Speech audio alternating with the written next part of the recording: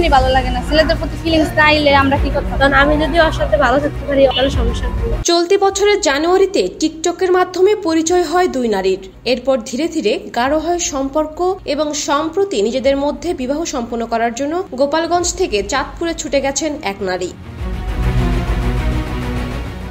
চাঁদপুর ও গোপালগঞ্জে সেই দুই নারীর মধ্যে প্রেম এবং সমকামিতার অভিযোগে পুলিশের হাতে সুপর্দ করেছেন তাদের অভিভাবকরা। শনিবার সকালে তাদের চাঁদপুরের ফরিদগঞ্জ থানা পুলিশের কাছে সুপর্দ করা হয়।